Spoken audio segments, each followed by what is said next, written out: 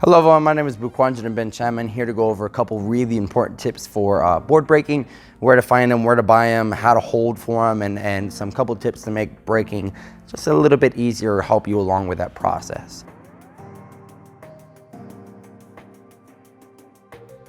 First off, let's get into it, where and how to buy boards to break for your martial arts classes. For me personally, I went to Home Depot and Lowe's, but really you can go to any hardware store in your area that sells lumber.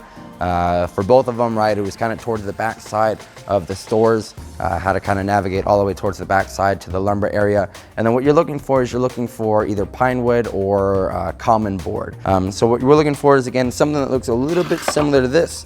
It'll be kind of light, it'll be looking kind of light tan or something like that. And then we're just looking for something that's got solid wood.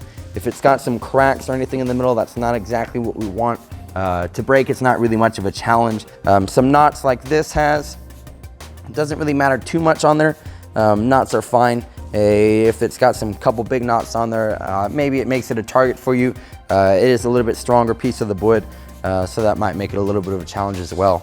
But again, we're looking for something that's in this pine wood, common board type of board.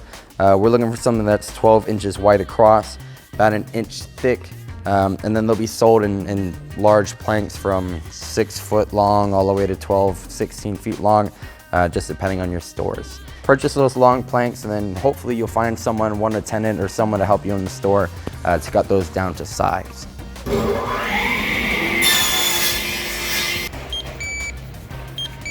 Now for sizing, if you are 12 years or older, you're gonna have it 12 inches across the way. If you are about 7 to 11 years old, you're gonna cut it down in half there. It'll only be about a 6-inch board across. And if you're one of our little dragons, maybe 4 to 6 years old, you can actually knock that down a little bit more and go about 4 to 3 inches across there. And then in terms of a couple of tips on how to break them. One more time, ready? Go. All right, let's try the other side. Remember to bring it back. You ready? Go.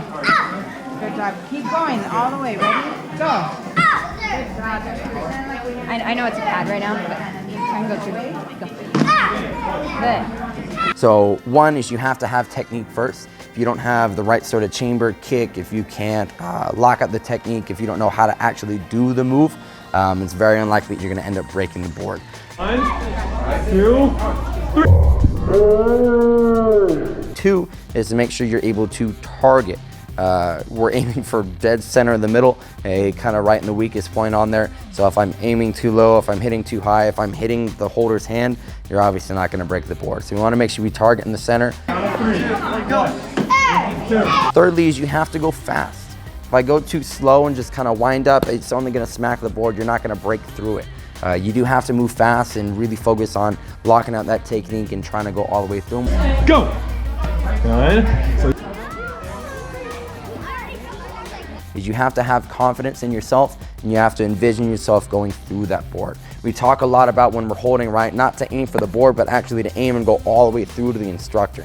So that keeps you from stopping on the board and allows you to continue all the way through into the center here. Set. Go.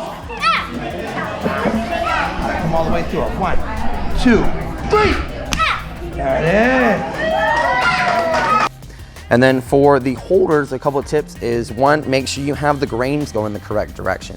If you see on these boards, right, they have some grains going along horizontally there is what we want. So if we're holding boards for a lot of our kicks, it's probably gonna be up and down. Sometimes we'll turn them sideways. Just really depends on what technique they're doing. A general rule of thumb is you wanna have your technique going along the grains. So if we're doing something like a side kick, a front kick, it'll come through the center. We want it to snap in half this way. If we're doing something like a hammer fist, it's gonna come down the center. That way the board breaks going along with what you're doing. Worst thing would be to hold it one direction and then have the wrong technique and then end up injuring yourself. Then for the holders as well is you wanna grip it on one side of the board on each side, and I'm just gonna hold out my arms locked out, really flex those muscles, hold it strong. And then I kind of want to think about bending the board on my own with my wrists and my forearms, just to give it a little bit of a bend and hold that board nice and secure, and maybe make it just a tad bit easier for the board breaker to find that center and hit it in the middle. 2, 3.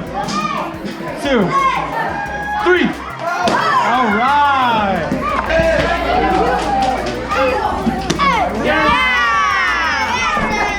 then the last big thing, if I don't forget it, is when I'm holding, I wanna make sure that I turn my head away. Don't look at what the kicks is doing, because then I'm gonna have some splinters and pieces of wood fly into me. I wanna look away and make sure I'm not gonna injure from there. So good luck to you in your practice at home, right? Coming down in the studio, you're more than welcome to bring in some boards, and if you find some black belts that aren't doing anything, or ask them real nicely, I'm sure they'd love to hold some boards for you and step up to that challenge. So have a good rest of your week. Enjoy the video. Hey, give us a like and comment what your favorite tip was.